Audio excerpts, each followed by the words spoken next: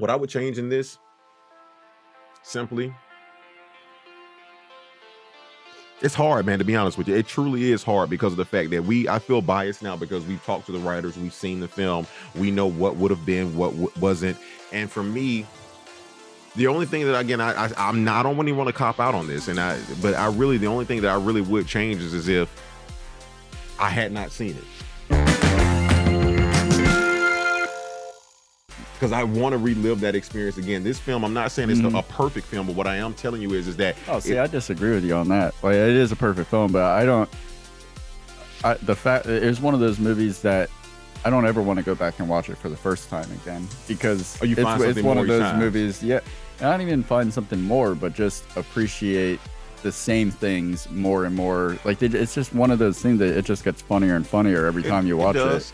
It literally grows on you. I would change the ending, though.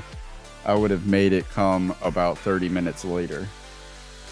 Oh, I could have done with an extended version of the film. I would love to see it because the pacing was so good. You don't but I told you that earlier. We talked about that. It's 90 minutes, but it plays longer. Yeah. Than 90 minutes. It's like you feel like you've been there for 2 hours. Because they break it up into chapters nicely. You get like their demise.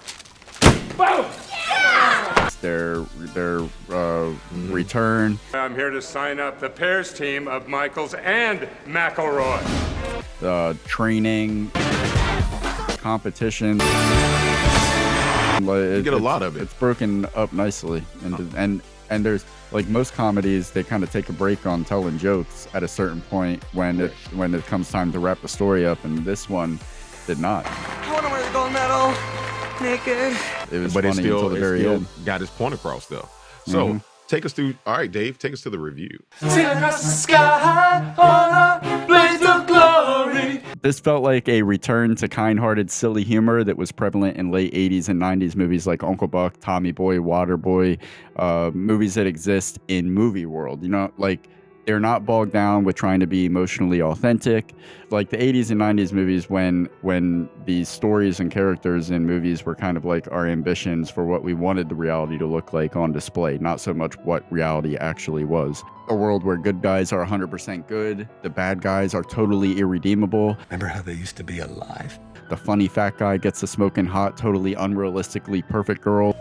I'm hot. The bad guys suffer an embarrassingly tragic, yet laughably serious demise.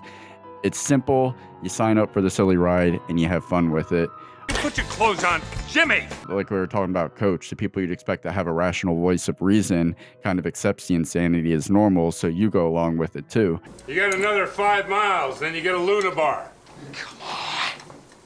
With Coach being the rational man, somebody we watched on TV as a serious coach for for a good chunk of our growing up. He's now treating two grown men acting like teenage brothers, figure skating as a pair as normal.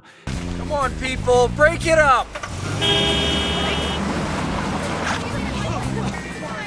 And then how everyone is hiding in random spots and scatter outside of the Sexaholics Club. It's like everyone in these movies exists somewhere between reality and a comic strip or a cartoon. Like, they act like cartoon characters in reality. Watching the conviction to the characters as Will Ferrell and John Heder perform the skating routines might be my favorite part of the entire movie.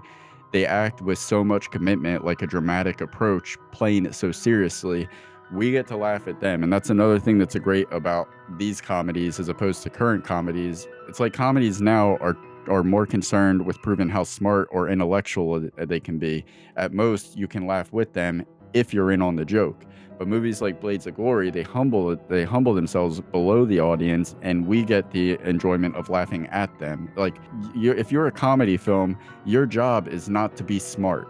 Your job is to make me laugh. And if it's at your expense, so be it. You're a fucking comedy. I should be laughing at you. And you get to laugh at this. You could tell the writers got to rework the dialogue with Ferrell and Heder in mind because they played so well to their strengths, with Ferrell's nonsensical alpha male word vomit. Chaz, Michaels. Personal philosophy. Clothing optional. And Heder's annoyed superior Napoleon Dynamite-esque younger sibling type. Get out of my face. I'll get inside your face. Like we were talking about earlier, the direction and stunt choreography is fucking amazing. This is crazy to go back and watch a movie from 2007, and I can't point out any place to say definitively there was a stunt double used there or CGI replacement or anything. it all appears seamless. There are some moments where the physics are kind of off, like when he throws John Heater in front of him and he does that like flip. You could That's tell there not a was stunt some double thing. It's more wires, so, yeah. but like I can't tell. I know that there were stunt doubles used at different places. I can't tell when they were used. That their routines are genuinely impressive to watch and hilarious at the same time. Figure skating at the actual Olympics should take some notes. Their final routine is fucking nuts. Look at the athleticism here. No other pair in the world could do this. The fucking Iron Lotus. Something I have never seen done. It is the fabled Iron Lotus.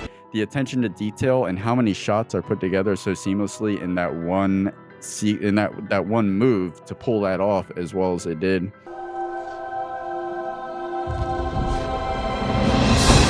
With that said, none of those great things were even needed because this movie would have gotten a 5 even without any of that.